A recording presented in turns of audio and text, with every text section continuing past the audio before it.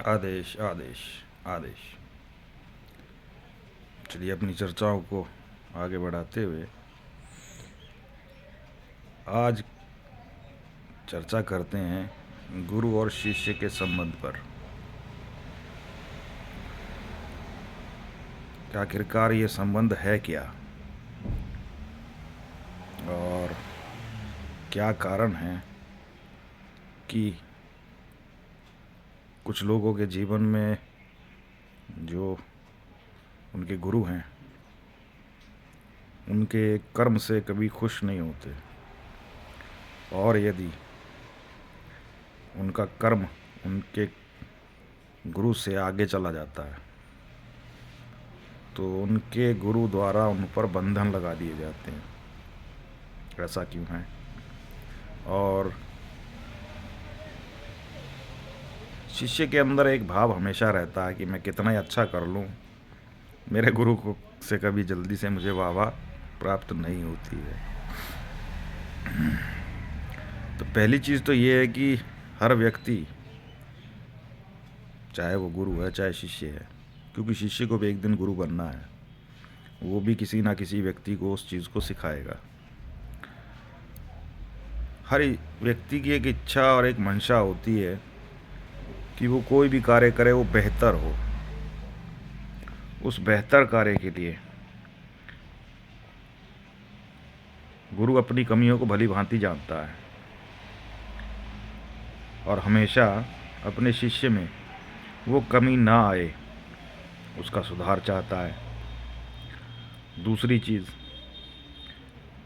हर गुरु की एक मंशा है कि उसका शिष्य उसकी परछाई हो। कम से कम इतना तो हो कि जो कुछ सक्षम करने में उसका गुरु सक्षम है वो भी हो। और शक्तियाँ तो खैर जब भी किसी को सिद्ध होती हैं या उनकी कृपा प्राप्त होती है तो विरला ही गुण देती हैं, समरूप नहीं चलती हैं कि जो चीज़ एक के पास है वो दूसरे के पास भी आएगी। तो विडंबना सबसे बड़ी ये रहती है। अब कुछ लोग कहते हैं कि भाई हमारे तो गुरु ही अच्छे नहीं थे, हमें बताते नहीं हैं, हमें सिखाते नहीं हैं। हाँ, ऐसी मानसिकता वाले लोग बहुत हैं जिन्हें सही मायने में गुरु शब्द का अर्थ ही पता नहीं है। उन लोगों को व्यक्ति से सिर्फ सेवाएं चाहिए, धन चाहिए और उनकी आवभगत चाहिए। कुछ ऐसे भी लोग हैं संसार में जो मात्र चोला पहने हुए हैं और वो अपनी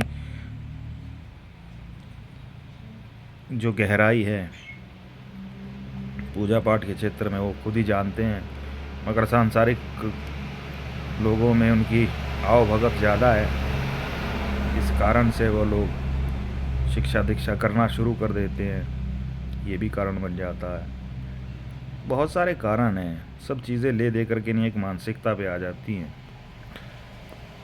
गुरु की अपेक्षा होती है शिष्य से कि वो बेहतर से बेहतर करे, सटीक हो एकदम, और उस चीज़ को कम से कम अरसे में कर सके। क्योंकि अनुभव जो कहते हैं, यदि आपने किसी कार्य में 10 घंटे लगाए हैं तो आपके 10 घंटे का अनुभव जो होता है वो कहता है कि आप उसी कार्य को दोबारा करेंगे तो 8 घंटे या 6 घंटे में कर लेंगे, और उसी में अगर आप निपुण हो जाते हैं तो उसको और भी समय कम कर लेते हैं। तो ये अपेक्षा जो गुरु की होती है ये शिष्य में होती है कि मैं अपना अनुभव इसको दे रहा हूँ और ये उतने समय में उस चीज़ को नहीं कर पा रहा है। हर आदमी को लगता है कि मैं जितना कर रहा हूँ बहुत ज़्यादा कर रहा हूँ, मेरे बराबर कोई नहीं कर सकता, मेरे बराबर लगन किसी में नहीं है, मेरे बराबर ध्यान किसी में नहीं है। मगर आकलन खुद से ही हो जाता है, किसी से पूछने की ज़्यादा ज़रूरत नहीं पड़ती है। जब आप किसी व्यक्ति विशेष के विषय में जानना चाहते हो तो आपका आकलन खुद ही हो जाता है। ये एक विडंबना है जो गुरु एक शिष्य के बीच में रहती है। और कुछ किस्से कहानियाँ भी प्रचलित हैं कि गुरु हमेशा एक विद्या अपने पास रख लेता है और इस कारण से गुरु के प्रति जो भाव हैं वो हमेशा डाउटफुल रहते हैं कि हाँ, गुरु ने कोई ना कोई एक विद्या अपने पास रख ली है और मुझे पूरा नहीं सिखाया। ये शिष्यों पर डिपेंड करता है कि वो अपने गुरु से कितना सीख सकते हैं और कितना ले सकते हैं। अब आप में गुण ही नहीं होंगे तो फिर वो चीज़ कैसे दे दी जाएगी। इसका उदाहरण बहुत तगड़ा है। गुरु द्रोणाचार्य ने अपने पुत्र अश्वत्थामा को ब्रह्मास्त्र चलाना सिखाया था, मगर उसकी वापसी लेने की विद्या द्रोणाचार्य ने तो एक बार को कहीं सोचा भी होगा, मगर पुत्र ने कभी मंशा ही नहीं करी होगी कि हाँ, मैं उसकी आगे की विद्या भी सीखूं। उनके बीच का क्या भेद रहा होगा मैं नहीं जानता, मगर वहाँ पर वो जो चीज़ थी वो स्पष्ट थी कि अर्जुन जो था जिज्ञासु था। अर्जुन के जिज्ञासु होने के कारण वो चीज़ उसको पूर्ण रूप से प्राप्त भी हुई। अश्वत्थामा में वो जिज्ञासा नहीं रही होगी, इस बात की श्योरिटी है, क्योंकि हर व्यक्ति जिज्ञासापूर्ण अगर चलता है तो हर कर्म के चरम तक पहुंच जाता है। और अगर जिज्ञासा नहीं है तो वो जिज्ञासा के बिना कुछ भी नहीं है। मन मस्तिष्क जो है हमारा हमारे कर्म पर होना चाहिए। कर्म पर ना होकर के नहीं है, हाँ वहाँ की चीज़ों में होगा तो फिर चीज़ें छूट जाती हैं। अब कुछ लोग कहते हैं कि भाई गुरु के द्वारा हमारे को बंधित कर दिया गया है। या तो कुछ लोगों की मानसिकता छोटी होती है, उसका तो खैर कोई सृष्टि में इलाज कर सकता है तो मात्र ईश्वर ही है, और ईश्वर करता भी है। जो गुरु अपने शिष्यों की अनायास ऊर्जाओं पर प्रतिबंध लगाता है और ईर्ष्या रखता है अपने शिष्य के प्रति, उसे प्रकृति स्वयं दंडित करती है। और जो शिष्य गुरु के प्रति ऐसे भाव रखते हैं उसे भी प्रकृति दंडित करती है। सज़ा दोनों को होती है। गलत चीज़ गलत ही रहती है, उसको चाहे 100 बार कहा जाए, चिल्लाया जाए, वो सही नहीं होता है। और ऐसा भी नहीं है कि आपने एक बार किसी व्यक्ति को गुरु बनाया, फिर मन बदल गया, किसी दूसरे के पास चले गए, मन बदल गया, तीसरे के पास चले गए। किसी से गुण लाओगे तो किसी से आप गुण लाओगे, ठीक है। तो सब चीज़ें आपके बीच ही विद्यमान रहेंगी। खुद को निखार करना पड़ता है, खुद को शुद्ध करना पड़ता है, मानसिक रूप से, आध्यात्मिक रूप से, तो वो शुद्धि बहुत ज़रूरी है। और अगर जीवन में अगर आपको पूर्ण रूप से किसी से ज्ञान प्राप्त करना है, सीखना है, तो कोरे कागज़ बन जाओ। भले ही आपको सारा ज्ञान हो, मगर फिर भी कोरे कागज़ बन जाओ। जितने कोरे रहोगे उतने ही ज़्यादा बेहतर तरीके से सीख पाओगे, क्योंकि मिथ्या बहुत है समाज में। वो मिथ्या, वो भाषा, वो परिभाषा, वो कहानियाँ, वो किस्से भ्रमित करते रहेंगे, और जो भ्रम है ना वो व्यर्थ का ही बना रहेगा। चमत्कार ढूंढते रहोगे, क्या भाई फला शक्ति आएगी, सिद्ध हो जाएगी, तो सामने खड़ी होगी और टीवी सीरियल की तरह कहेगी मांगो क्या मांगते हो। तो भैया वहाँ तक पहुँचने के लिए आपको बहुत कड़ी मेहनत करनी पड़ेगी।